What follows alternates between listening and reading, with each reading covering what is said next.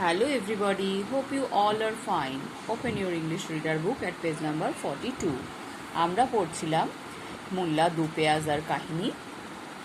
আমরা দেখেছি যে রফিক সারাদিন সেই খাটের তলায় বসেছিল। রাত্রিবেলা মোল্লা দু পেয়াজাকে তার স্ত্রী অর্থাৎ রফিকের মা অনুরোধ করেছিল তাকে সেখান থেকে বের করে আনতে।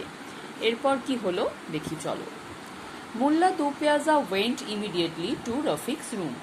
মোল্লা দো পেয়াজা ওয়েন্ট ইমিডিয়েটলি অর্থাৎ সঙ্গে সঙ্গে গিয়েছিলেন কোথায়? রফিকের ঘরে। হি পিপড আন্ডার দ্য বেড। পিপ মানে হচ্ছে উঁকি মারা। তিনি উঁকি মেরে দেখেছিলেন কোথায়? সেই বিছানার তলায়। ইয়েস, হ্যাঁ। দেয়ার হি ওয়াজ, সে ওখানেই আছে। রেস্টিং পিসফুলি, শান্তিতে বিশ্রাম নিচ্ছে। অর্থাৎ রফিক কিন্তু ওখানেই চুপ করে বসেছিল। এগেন্স্ট দ্য ওয়াল, দেয়ালে হেলান দিয়ে।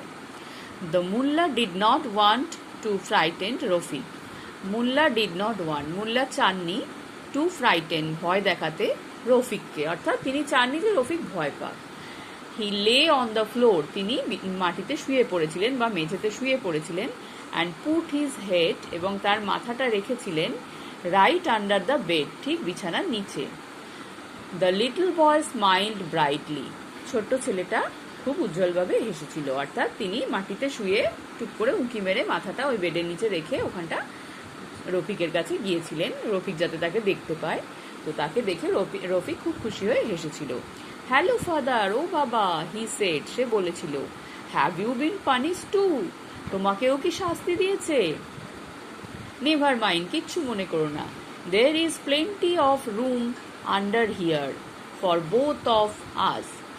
দেয়ার ইজ প্লেন্টি অফ রুম, অর্থাৎ অনেক জায়গা আছে এখানে। প্লেন্টি অফ মানে অনেক। আন্ডার হিয়ার, এই এখানে। ফর বোথ অফ আস, আমাদের দুজনের জন্য। অর্থাৎ বিছানার তলাটা অনেকটাই বড়, আমরা দুজনে সেখানে আরামসেই থাকতে পারবো, সেটা ওর বক্তব্য। ক্রল রাইট হিয়ার, তুমি হামাগুড়ি দিয়ে এখানে চলে এসো।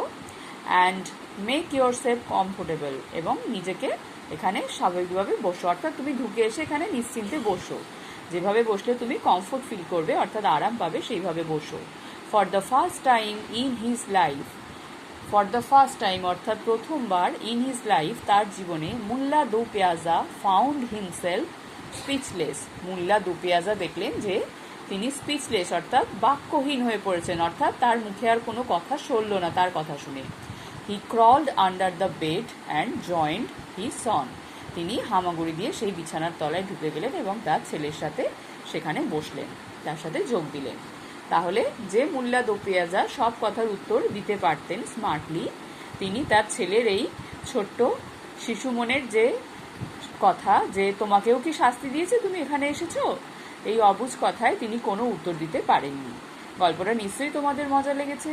তোমরা মন দিয়ে গল্পটা রিডিং করবে, নতুন শব্দগুলো শিখবে। সবাই ভালো থাকবে, বাই।